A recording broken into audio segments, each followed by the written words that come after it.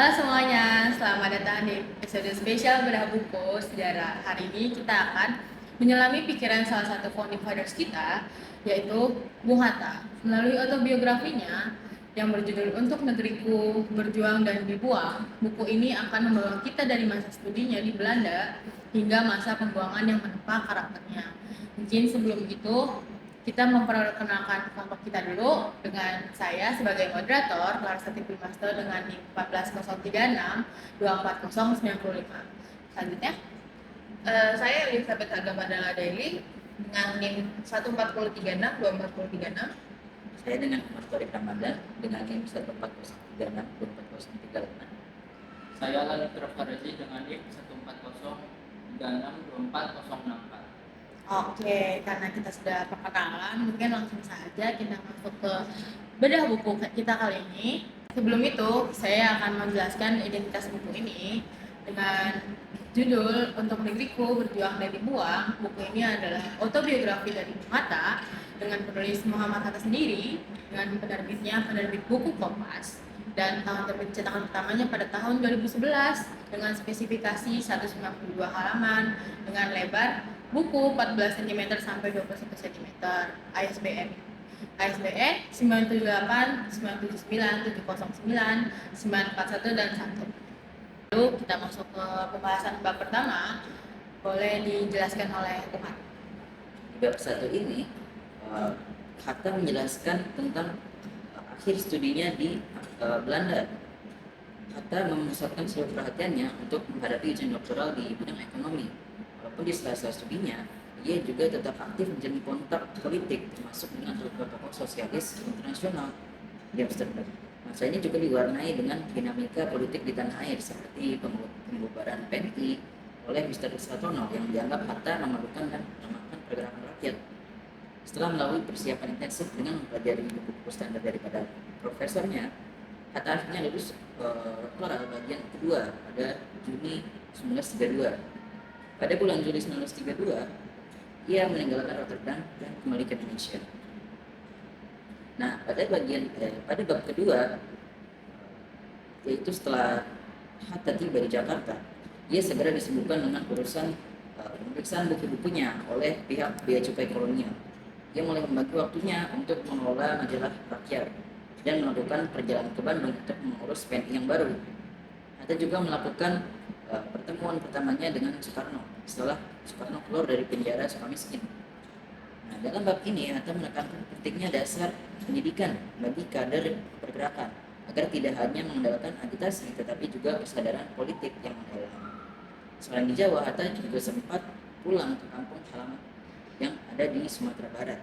Namun perjalanannya terhambat oleh kecelakaan mobil di dekat Padang Luar dan pengawasan ketat aparat keamanan melalui aturan pasang stelsel. Sudah dibahas dengan Umar tadi bab 1 sampai bab 2 ini. Ceritanya memulai dari bagaimana Bung Hatta fokus menghadapi ujian doktoral ekonomi di Belanda sampai dia kembali ke Indonesia, bertepatnya di Tanjung Priok. Dan di bab 2 Umar telah membahas bagaimana Hatta tidak langsung melakukan agitasi politik yang meledak-ledak untuk melawan para kolonial, dan diakhiri dia bertemu dengan Soekarno sendiri. Nah, selanjutnya boleh dibahas oleh Hatta. Oke, di bab 3 ini mulai ada konflik atau bisa dibilang sebuah polemik tentang prinsip non-kooperatif antara Hatta dan Soekarno. Nah, Hatta ini awalnya pemicunya itu karena Hatta ini dicalonkan sebagai anggota parlemen Belanda atau Tweede Kamer oleh sebuah partai sosialis di Belanda. Nah, kemudian Hatta ini menjelaskan kalau menurut dia sikap non kooperasi itu bukan cuma itu adalah senjata perjuangan untuk membangun kekuatan rakyat secara mandiri, bukan cuma sikap anti parlementer yang kaku. Nah, sementara si Soekarno ini lebih ke arah pendidikan kaderisasi dengan agitasi massa gitu. Nah, kemudian Hatta juga menyampaikan kritik gitu ya atas kesalahpahaman Soekarno yang malah membandingkan sikap non koperasi di Indonesia itu dengan gerakan Sinn Féin di Irlandia. Nah, padahal dua gerakan ini tuh mungkin prinsipnya berbeda gitu ya menurut Hatta nih. Akhirnya, dan bagi Hatta pendidikan kader yang tahan uji itu lebih utama atau lebih tinggi dibandingkan sama agitasi yang cuma membangkitkan kegembiraan sesaat aja. Nah, terus di bab 4 itu diawali dengan kunjungan Hatta ke Jepang di tahun 1933. Nah, Hatta ini ke Jepang sebagai seorang penasihat perdagangan gitu. Selama di sana dia mungkin kayak apa ya, terpukau gitu ya, takjub sama kemajuan di Jepang yang bahkan menurut Hatta tuh melampaui Eropa, Amerika gitu. Itu Jepang tuh jauh lebih maju gitu untuk saat itu ya. Nah, terus kemajuan ini utamanya karena modernisasi mesin dan efisiensi tenaga kerja. Jadi mungkin udah mulai ada robot-robot gitu ya, mesin tuh udah banyak di sana. Itu tahun 1933 loh padahal. Kedatangan Hatta ini ternyata menarik pers Jepang gitu. Bahkan dia dijuluki sebagai Gandhi dari Jawa. Jadi Hatta tuh disandingkan dengan Mahatma Gandhi gitu. Berarti kan dia tuh keren ya. Untuk itu tuh berarti kan pujian tertinggi dari pers Jepang gitu. Nah, kemudian Hatta itu juga memenuhi beberapa undangan makan malam. Contohnya sama wakil ketua parlemen Jepang, termasuk juga Menteri Pertahanan Jepang pada masa itu, yakni Jenderal Araki. Nah, kunjungan Hatta ke Jepang ini menimbulkan kecurigaan dari pihak Belanda karena mereka itu khawatir ada hubungan politik antara pergerakan Jepang sama imperialisme Jepang. Kayak, kenapa nih tiba-tiba Hatta ke Jepang gitu kan? Belanda curiga dong was-was mereka ke sini. Jadi pada selanjutnya karena sebelumnya sudah bertemu dengan Soekarno, di sini dijelaskan ada polemik konflik antara Soekarno dan Hatta. Betul. Jadi kayak ada ya salah paham dikit gitu kan. Terus di bab 4 Haga sudah membahas juga pada kunjungan Hatta ke Jepang gitu yang dengan rasa kagumnya pada teknologi Jepang pada saat itu gitu ya.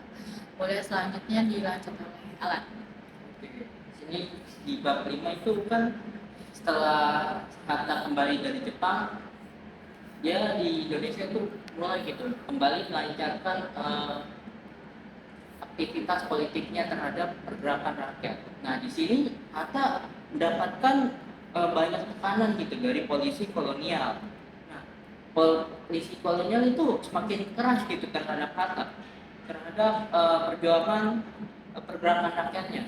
Nah, disinilah ia banyak menulis Daulat Rakyat untuk memberikan pencerahan politik gitu pada rakyat-rakyat yang diperjuangkannya mengenai konsep kedaulatan rakyat dan perbedaannya dengan anarkisme. Nah, di sini tuh Hatta melakukan perjalanan ke beberapa kota ya, seperti Yogyakarta dan Solo gitu. Namun pidatonya ini tuh sering diinterupsi sama pihak Belanda, pihak kolonial. Nah, puncaknya itu terjadi ketika Soeharto itu ditangkap gitu pada Agustus 1933 oleh pemerintah kolonial Belanda. Nah, kemudian itu disusul oleh larangan berkumpul bagi organisasi politik. Nah, Hatta tuh kemudian terus mengupayakan gitu untuk menjaga semangat kader melalui tulisan-tulisan dan kursus-kursus yang tadi dia buat gitu dalam Daulat Rakyat.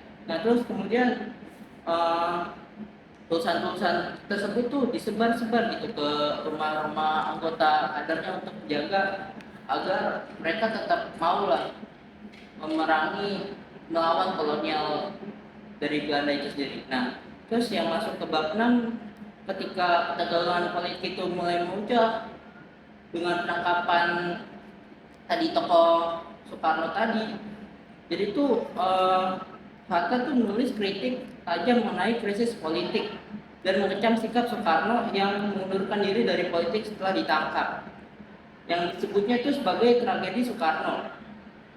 Hatta itu berpendapat bahwa seorang pemimpin sejati itu nggak boleh runtuh gitu, hanya karena ancaman pembuangan. Nah, akhirnya pada tanggal 25 Februari 1934, Hatta itu ditangkap juga gitu oleh pihak Belanda bersama Bondan dan Syahril di Jakarta. Nah, dia ditahan di penjara Glodok, di mana ia tetap berupaya menulis buku krisis ekonomi dan kapitalisme meskipun berada dalam sel. Terus masuk yang bab 7, bab terakhir dalam buku ini, ketika Hatta dibuang ke Bovendigul pada Januari 1935. Nah, di tanah pembuangan yang keras itu di Bovendigul, ia memilih menjadi golongan naturalis atau golongan yang gak mau bekerja untuk pemerintah kolonial gitu, dan menghabiskan waktunya untuk belajar, mengajar sama tawanan, serta menulis artikel. Nah, pada tahun 1936 dia dipindahkan ke Banda Neira nih, teman-teman, yang suasananya itu lebih tenang. Jadi itu teman-teman tahu sendiri kan Banda Neira gimana. Jadi itu pada di sana bersama Sultan Syahrir dan Dr. Cipto Mangunkusumo, Hatta terus menjalankan peran pendidik dengan mengajar anak-anak lokal dan membantu masyarakat sekitar. Nah, masa pembuangan ini tuh berakhir pada awal 1942 ketika Jepang mulai menyerang, sehingga Hatta dievakuasi kembali ke Jawa oleh pemerintah Belanda. Mungkin itu dari bab 5 sampai bab 7. Wah, ini banyak banget ya sudah dibahas sama Alat tuh dari bab 5 sampai bab 7 tadi itu isinya di bab 5 ada sekembalinya Hatta dari Jepang. Terus adanya tekanan polisi rahasia Belanda yang makin keras kepada Hatta dari Indonesia, dan Hatta mulai banyak menulis tentang kedaulatan rakyat untuk melawan paham anarkisme di Indonesia gitu. Terus di bab ke-6 Hatta mengkritik bagaimana sikapnya Soekarno yang mengundurkan diri tiba-tiba dari politik setelah ditangkap, dan tetap mendukung Soekarno harusnya seperti apa gitu karena sebagai tokoh besar di Indonesia gitu kan. Terus di bab 7 menceritakan bagaimana pengasingan Hatta gitu di sampai Banda Neira dengan tetap mengajar warga-warga lokal yang membutuhkan pendidikan lanjut gitu. Banyak banget ya yang dibahas. Oke, selanjutnya kita masuk ke bagian analisis dan komentar nih teman-teman. Mungkin kita analisis buku ini tuh apa yang membuat istimewa buku ini dan apa tantangannya bagi pembaca. Boleh? Jadi kalau menurut saya di buku ini itu kita terlihat banget perspektif dalam pergerakan rakyat. Kalau Soekarno itu lebih pada agitasi, pada pidato untuk menggerakkan rakyat. Nah, kalau Hatta itu lebih menekankan pendidikan dan analisis ekonomi untuk menggerakkan rakyat. Nah, jadi kita bisa lihat integritas tokoh yaitu Hatta dalam mendidik, bahkan dalam pengasingan, dalam penjara dia tetap mendidik untuk mengkader rakyat-rakyat untuk untuk bergerak gitu melawan penjajahan. Di sini kita juga bisa lihat bahwa Muhammad Hatta ini sangat terinspirasi oleh modernisasi Asia setelah dia pergi ke Jepang. Jadi bisa kita lihat bahwa Hatta itu tidak hanya melihat buruk-buruknya saja dari negara-negara asing, tapi juga melihat ada baik-baiknya dari Belanda, dari Jepang, sehingga bisa kita lihat bahwa Hatta ini memberikan wawasan yang unik terhadap perspektif bagaimana kita melihat bangsa asing atau penjajah, kurang lebih begitu. Setuju sih sama apa yang disampaikan Umar gitu ya, bahwa terlihat jelas kalau Hatta ini merupakan seseorang yang intelektual, seseorang yang berpikiran maju ke depan gitu. Dia benar-benar orientasinya itu lebih ke pendidikan, teknologi, pokoknya hal-hal yang berbau akademis lah ya. Nah, tapi saking akademisnya beliau tuh, menurut saya sendiri buku Berjuang dan Dibuang ini benar-benar mengedepankan sisi akademisnya Hatta gitu. Jadi bahasa yang digunakan itu banyak istilah-istilah yang rumit untuk dipahami sama orang awam. Perlu 2 kali, 3 kali baca, atau mungkin beberapa kata juga perlu dicari artinya gitu, pengertiannya apa. Karena banyak banget istilah-istilah politik kolonial yang kalau cuma dibaca sekali kita bakalan bingung sendiri, kayak apa nih. Agak sulit mengerti lah ya. Terus dari itu kan dari gaya bahasa ya. Kemudian untuk dari sudut pandangnya sendiri, karena ini ditulis oleh Muhammad Hatta, otomatis eh, segala peristiwa atau segala yang diceritakan Hatta di sini itu menggunakan sudut pandangnya dia sendiri ya. Ya karena dia penulisnya, ngapain dia nulis sudut pandang orang, kan tidak penting kawan. Maksudnya kayak karena ini sudut pandangnya dia, maka beberapa polemik atau konflik di dalam buku ini kayak perbedaan pengertian non koperasi antara Hatta dan Soekarno di bab 3, sama kritik Hatta untuk Soekarno yang mundur dari politik di bab 6 itu harus dibaca dengan literatur pendamping gitu, atau buku pembanding lah ya, dari sudut pandang Soekarno dan juga tokoh-tokoh lainnya, supaya satu peristiwa ini nggak kita pahami dari sudut pandangnya Hatta aja. Karena kalau cuma satu sudut pandang, otomatis kita kayak terpapar sudut pandang yang sama, dan akhirnya kayak si ini salah nih, emang salah nih, menurut Hatta kan si ini kan emang salah. Berarti kan kayak kita sebagai anak sejarah kan diajarkan untuk melihat sumber seluas-luasnya gitu ya. Jadi itu aja sih dari saya. Oke, mungkin sedikit tambahan dari saya mengenai buku ini. Jadi kan buku ini mengenai autobiografi dari Bung Hatta itu sendiri ya. Jadi itu dia menekankan dalam bukunya tentang cara berpikir dia, kebiasaan belajar dia, kedisiplinannya dia, dan prinsip hidupnya. Jadi itu buku ini tuh membuat pembaca kayak kita ini itu gampang gitu memahami bahwa pemikiran politik Bung Hatta itu terbentuk dari pengalaman hidupnya dia sendiri yang panjang. Terus mungkin kalau kelemahannya kan dari autobiografi itu selalu mengedepankan kehidupan Bung Hatta itu sendiri ya. Tapi bagi pembaca tuh yang ingin melihat urutan kejadian itu secara detail mungkin rasa kurang sistematis gitu dalam baca buku ini. Jadi itu terlalu mengedepankan itu perjalanan hidup Bung Hatta itu sendiri. Mungkin segitu dari penambahan dari saya. Oke, mungkin dari yang saya tangkap nih kebanyakan kritik buku ini tuh memakai bahasa yang susah dimengerti oleh rakyat-rakyat yang ingin membaca ya. Kalau misalkan kita sudah lihat dari pembahasan bedah buku dari kelompok sebelumnya itu yang membahas buku dari sisi Bung Karno itu menggunakan kata-kata yang gampang dimengerti itu untuk membaca ya.